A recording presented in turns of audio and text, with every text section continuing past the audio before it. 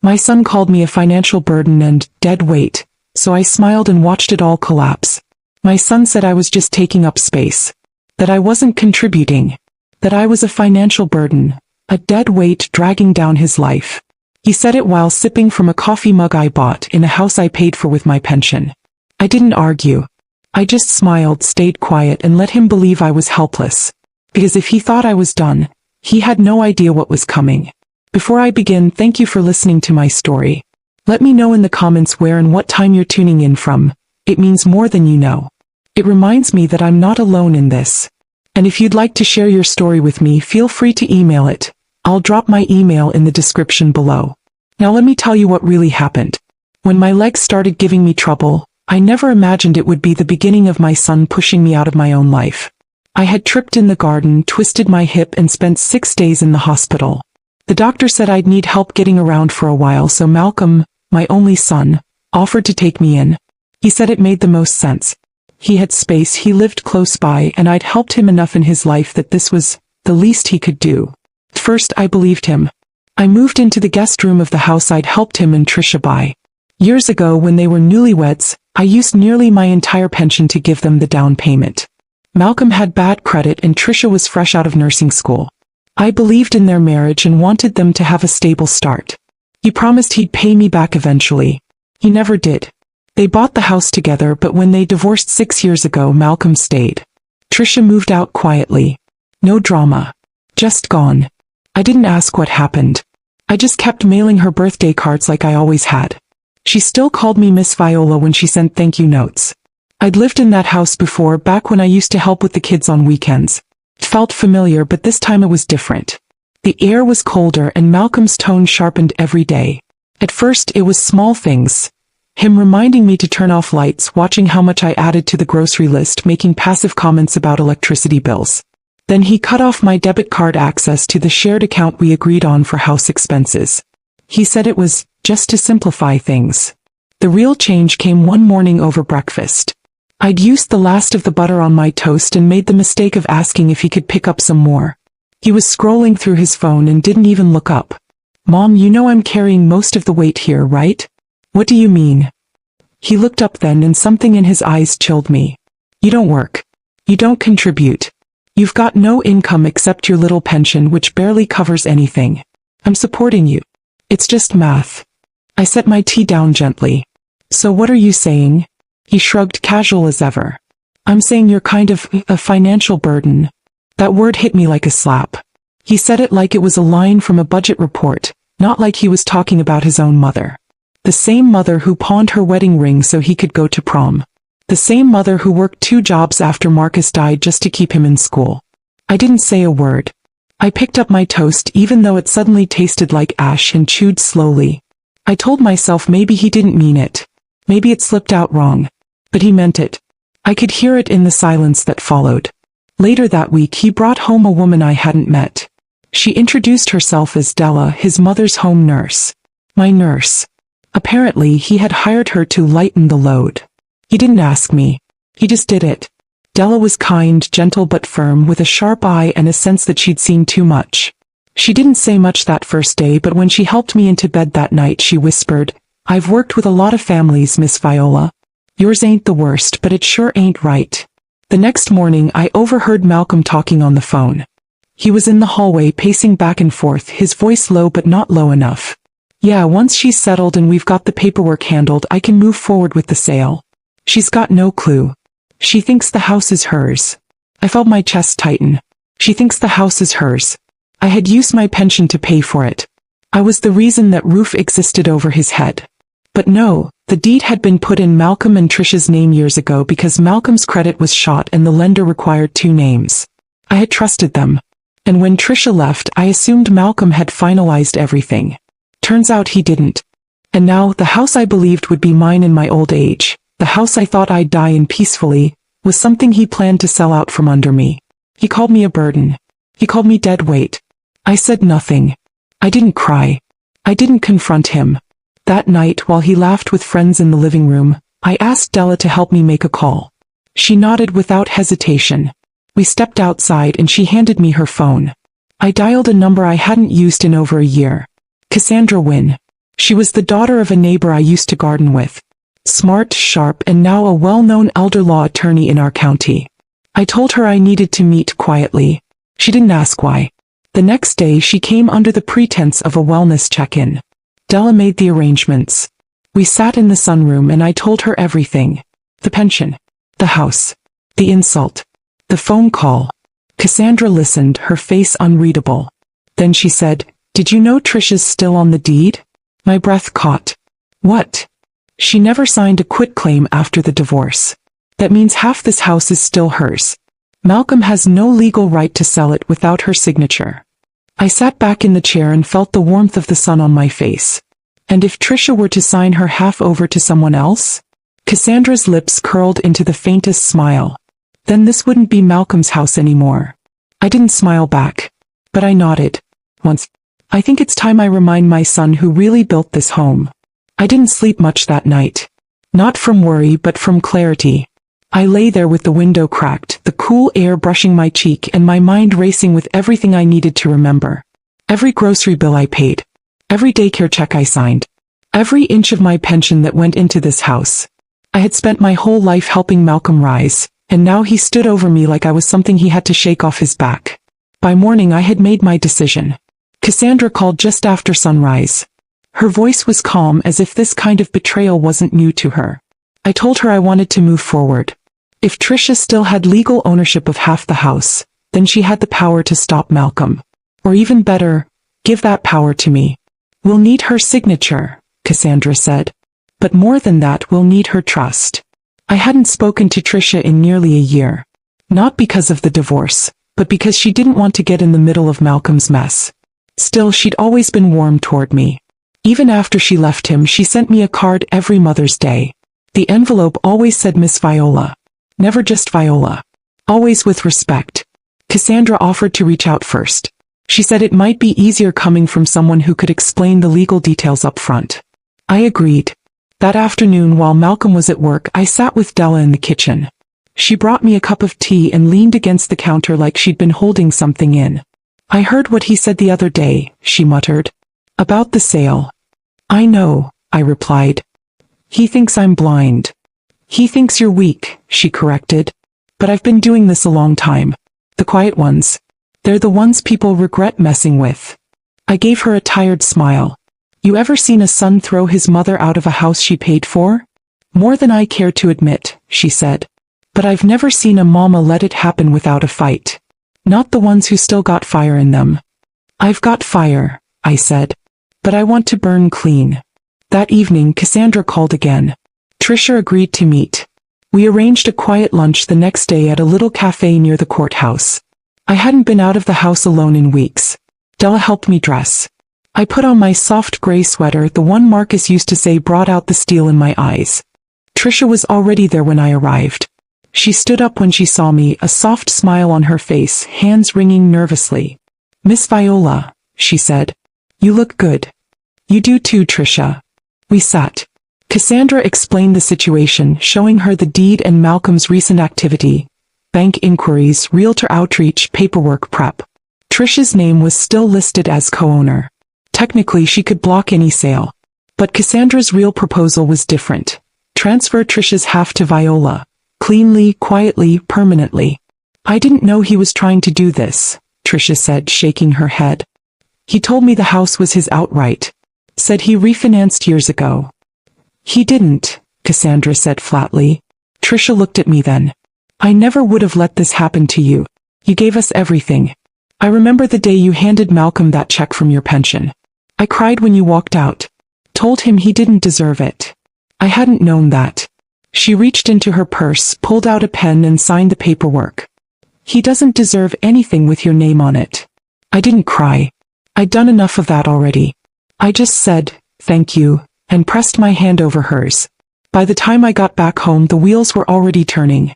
Cassandra filed the transfer with the county clerk that same day. Within 72 hours, the deed would reflect the change. Malcolm would know nothing, until he tried to move forward. The next few days I played along. Malcolm acted chipper, busy. He ordered new cabinet samples and took calls in the next room with phrases like, clean clothes, and early offers. He even measured the living room for staging photos. "I'm thinking of downsizing," he told me one night. "You'll come with, of course, but something smaller. More manageable." He said it with a smile like it was a gift. I nodded and sipped my tea. "You still want to live with me, right?" he added offhand like a man offering a stray dog space on the porch. "I trust you," I said. That night I sat with Della in my room. She was filing a report for the agency noting my vitals. She looked up suddenly. "Are you scared?" "No," I said. "He thinks he's walking toward something that belongs to him. But I already moved it." She looked at me for a long moment. "I hope I'm that sharp at 76, she whispered. "You will be," I said. "If you learn how to listen without answering. That's the part no one expects." Cassandra called the next morning to confirm. The deed had officially updated. My name was now on the house. Trisha was gone from it. Malcolm had never been on it. I made myself breakfast. Scrambled eggs, toast, the expensive butter I liked. I left the receipt out on purpose. Malcolm glanced at it and rolled his eyes. "Didn't I tell you we need to start cutting back?" "Of course," I said. "I'll be more careful." But I wasn't careful anymore. I was ready. And so was the paperwork. And so was the truth. Malcolm began moving faster after that. He printed out listing packets and walked through the house with a notepad like he was appraising a property he didn't live in. He made remarks like, "This carpet needs to go, and we can get good light in the morning here for the photos." As if I were involved. As if I were on board with being boxed up and pushed out of the home I had paid for. He started clearing things. Took down the old photos from the hallway, including the framed one of me and Marcus in front of our first apartment. He didn't ask. Just set it on the dining table and said, "You'll want to keep this somewhere safe." I nodded. I always did, even when my stomach turned. Della watched it all with a silence that was more statement than surrender. One afternoon while Malcolm was out, she sat on the edge of my bed and whispered, "You sure you don't want to tell him?" I shook my head. "He'll find out soon enough. I want to see how far he thinks he can go." 3 days later he brought over a real estate agent. Her name was Lindsay. She walked through the house in heels too high for wood floors and smiled at everything with a teeth-clenched politeness. "It's got good bones," she said. "But we'll need to declutter." I was the clutter, of course. I smiled at her anyway. Malcolm played the doting son during the walkthrough. Kept saying things like, "My mother's been here a while but we're making plans." As if I were a lease that could be cancelled with 30 days notice. Lindsay asked to see the deed information so she could run comparables. Malcolm said he'd email her the details. That night I watched him at the kitchen table typing away, sipping wine like he was already celebrating. He didn't look at me when he said, "You like the new place? Less to keep up with. You won't have to worry about the stairs." "I'm sure I'll manage," I replied. "You always do," he said. "But this is what's best for both of us." He had no idea he was talking to the owner. I went to bed early that night. My bones ached but my heart was steady. Della came in later to check on my meds and found me humming. "You okay, Miss Viola?" "I'm fine, baby. Just thinking." "Thinking about what?" How many people walk themselves right into their own trap? The next morning Malcolm was on the phone again. I heard him in the living room. I sent over the listing details. Shouldn't be any issues. I've lived here over 10 years. No liens. House is paid off. It's mine. I nearly choked on my coffee. Della sat across from me, one eyebrow raised. "He say that out loud?" "He did." "You want me to call Cassandra?" "No," I said. "Let her call me." At 3:17 p.m. my phone rang. Cassandra's voice was calm, but there was a hint of a smirk behind it. "He just found out," she said. "What did he say?" "He called the clerk's office. Asked why his name wasn't on the deed. They told him it never was. That the home was jointly owned by Trisha and someone named Viola Thompson. And now it's just you." I let the silence linger before I spoke. "Let's give him the weekend." When Malcolm came home that evening I expected fireworks. Instead I got confusion. He walked in like he'd been chasing shadows. Sat down at the dining table and stared at nothing. "You okay?" I asked. He looked at me, jaw clenched. "Did you know Trisha was still on the deed?" I tilted my head. "She was." He nodded. "Yeah. And now it's you." I sipped my tea. How did that happen? Apparently she transferred her share to you last week. Did she? He stood up suddenly. Did you plan this? I looked at him, quiet and steady. I paid for this house, Malcolm. Every brick. Every window. Every corner. You put your name on the credit, but I put my life into the foundation. That doesn't mean. It means you never respected what was given. And now you're angry that it's gone. He paced the room like a trapped animal. You're not gonna throw me out, are you? I smiled for the first time in days. No, Malcolm. I don't need to. You already walked out the day you called me a burden. He didn't speak to me the rest of the evening. Della stayed late just in case. You sure you're all right? I'm fine, I said. He's the one who's going to have a hard time sleeping. Later, I sat in the living room and held the deed in my hands. It wasn't just a paper. It was proof that silence can be louder than rage. That patience can be sharper than a knife. That a woman who's underestimated can still own everything. The house was mine. And for the first time since I moved in, I felt like I had finally come home.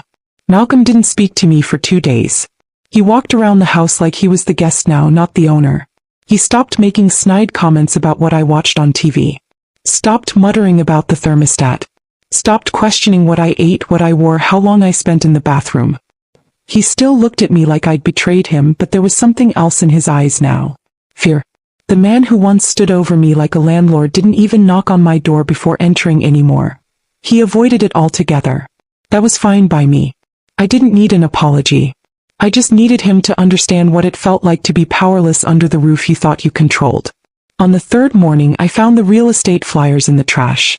He had shredded them, but I could still make out the image of the house on the front page. Our house. My house. Later that afternoon, he knocked on the doorframe of the kitchen and stood there awkwardly. So what's the plan now? He asked. I stirred the pot of beans slowly, savoring the moment. Plan for what? For the house. You tell me, Malcolm, I said without turning around. It's mine now. I don't really need a plan. He stayed silent. I could feel him watching me. His pride was shattered and he didn't know where to put the pieces. I just thought, he said after a pause, that we'd at least talk about what happens next. I turned to face him, spoon in hand. What happens next is that you keep living your life. Same as before. Just without pretending everything under this roof belongs to you. He swallowed hard. So you're kicking me out? I'm giving you what you gave me, I said. Uncertainty. Silence. The weight of being tolerated instead of loved. He left the room. I finished cooking and ate alone. That evening Cassandra came by. She brought fresh copies of the finalized deed and some documents to sign updating my will. Della stayed nearby, sipping tea and listening quietly. I've also drafted a cease and desist, Cassandra said calmly. In case Malcolm tries to contact the realtor again using your name. It's clean. Your title is uncontested. No loopholes. Good, I said. And the trust. Filed and sealed. The house passes to whoever you name next. I looked at the last page. The name was already typed. Trisha Thompson. Della blinked. You sure about that? Trisha's the only one who ever treated me like I mattered, I said. Even when she wasn't family anymore. She won't even know she's the beneficiary unless something happens to you, Cassandra added. But it's official. He's out of the picture. Before she left, Cassandra handed me a small envelope.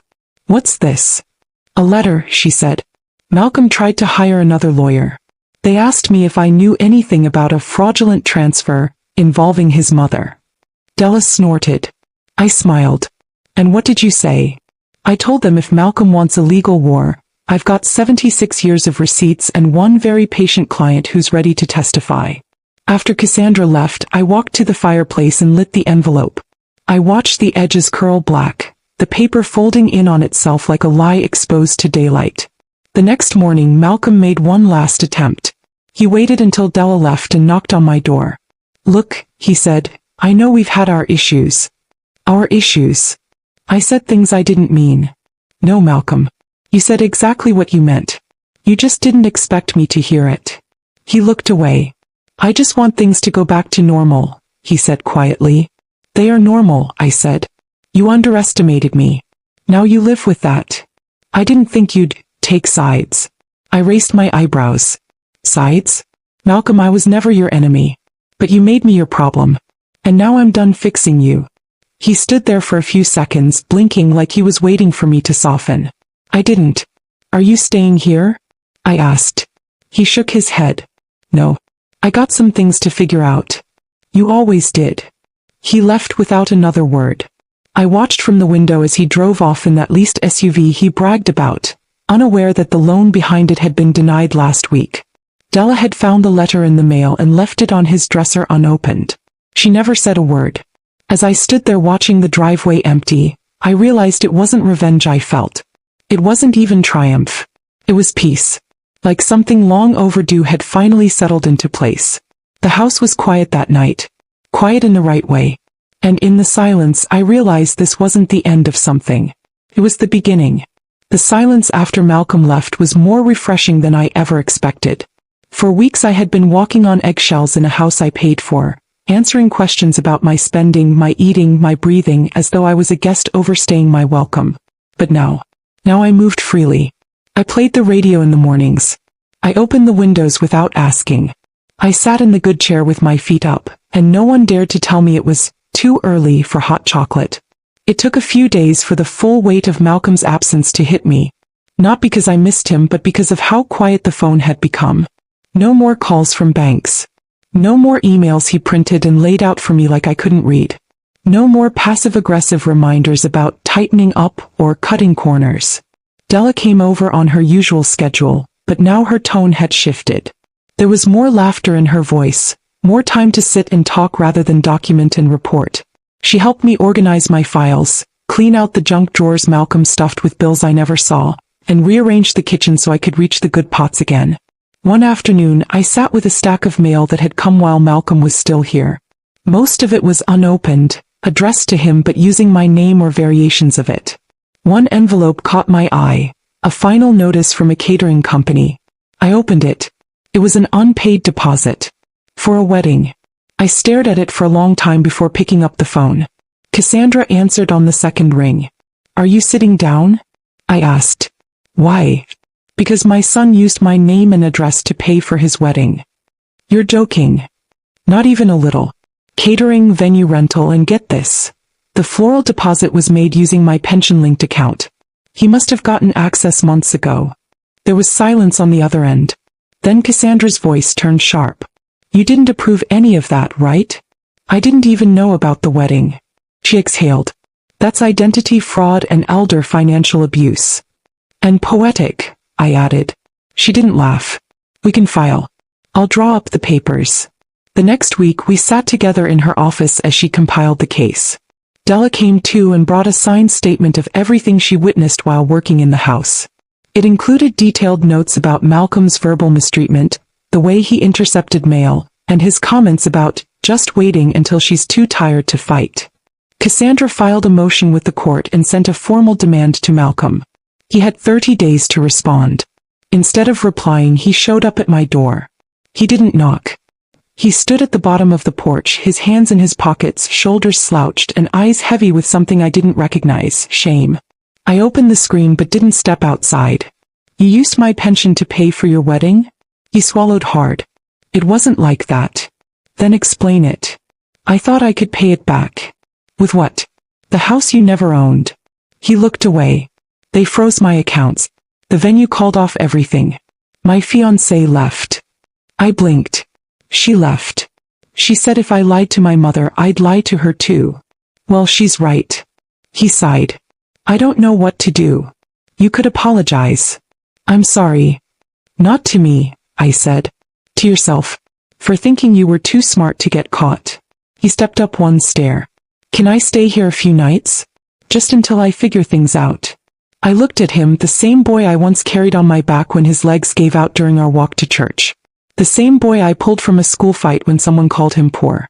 The same boy I gave everything to so he wouldn't feel like the world had forgotten him. And now he was asking to be remembered. I don't have space, I said softly. You live here alone. No, I live here freely. That space took years to earn back. He nodded, but he didn't move. I'm not being cruel, Malcolm. I'm setting a boundary. Something you never learned to respect. I have nowhere else to go. I stepped out onto the porch just far enough to meet his eyes. Do you remember the first time you called me a burden? His eyes dropped. I do, I said. I remember how you said it like you were reading a receipt. Like I was some leftover charge. Like I was nothing but weight. Well, now you're carrying that word. And I'm not taking it back. He left without saying goodbye. That night I sat by the window and looked at the stars. I thought about Marcus. About how we wanted to pass down something better.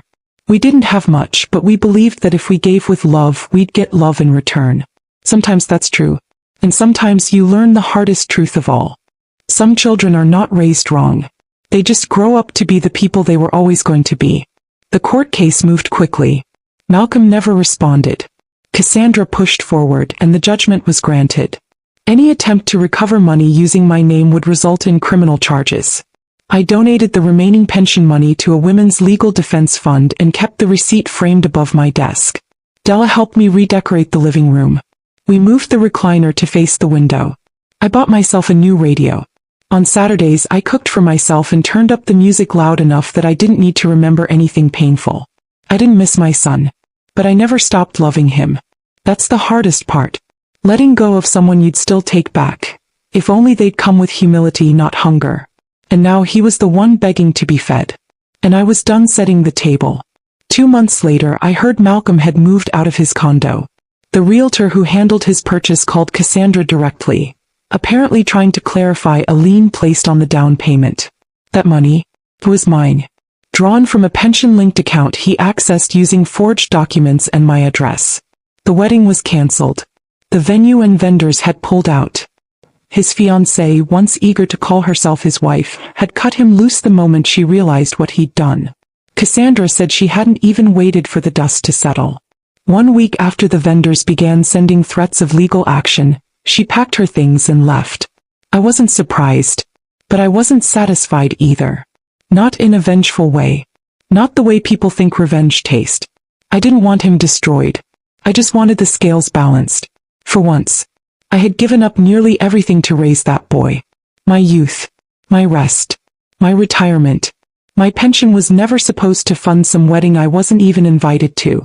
It was supposed to give me dignity in my old age. It was supposed to protect me. And it had, just not in the way I expected. It didn't buy me comfort. It bought me leverage. Cassandra made sure all of it was documented.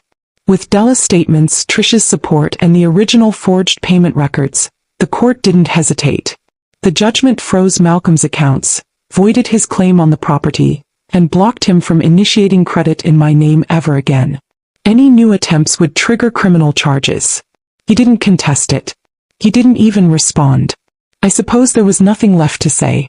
I used what was left of the pension to make final repairs on the house. Della helped me oversee the projects. New paint, weatherproofing the windows, refinishing the floorboards in the den.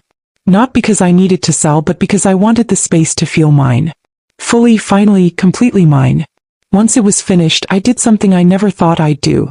I moved out. Not far. Just 5 blocks away, to a 2-bedroom apartment in a quiet senior living community. It was bright, quiet, and private. No reminders of Malcolm pacing the hallway with his phone. No memories of overheard insults. Just morning sun and clean silence. Trisha helped me move. She didn't ask for anything. Just carried boxes, fixed light bulbs, and made me tea on the first night I slept there. When she handed me the mug, she said, "You gave me a home when I didn't have one.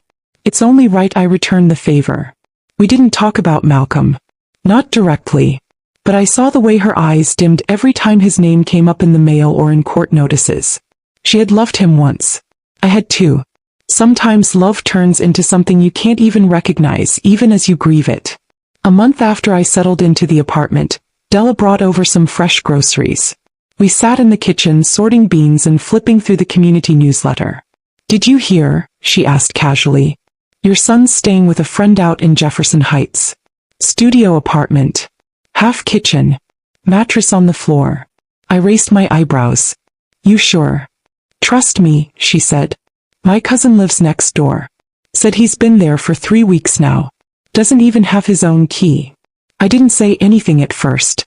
I just kept picking through the black-eyed peas in the bowl. Della leaned back in her chair. "You could."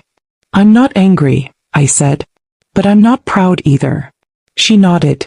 You don't have to be either one. You just have to be free. Later that week I received a letter. No return address. The handwriting was familiar. Sloppy, tense. I opened it and read. I'm sorry. For everything. I didn't see what I was doing until it was too late. I don't expect forgiveness, but I hope you're okay. I don't have anywhere else to turn. If there's still space in your life for me, even just a corner, I'd be grateful. By Malcolm. No threats. No pride.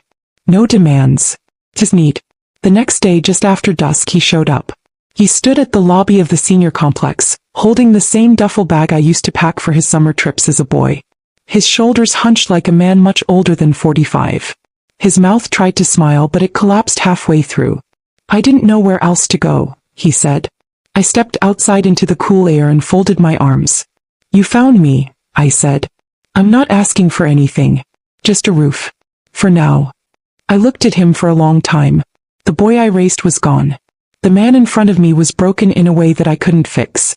And maybe that was the point. I had spent decades fixing everything for him, patching holes in his future while mine unraveled beneath me. I have food, I said. I have space. But I don't have room for what you carry. His eyes flickered. What does that mean? It means I built this piece with my own hands, Malcolm. I won't let your chaos take it apart. I'll do better. Then start with yourself. He looked at the bag in his hand, then back at me.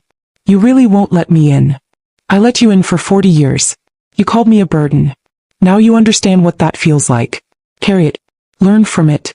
Then maybe you'll earn your way back in, not to my home but to my heart. He didn't argue. He didn't beg. He just nodded. Once. Then he turned and walked away. I watched him disappear down the street, the night swallowing his silhouette like a lesson too long ignored. I didn't feel triumphant. I felt still. Later that night I sat in my armchair and pulled out my journal. I opened to the last page and wrote. He called me a burden. Now he carries the title. I closed the book and placed it on the table. The house was quiet, and so was I.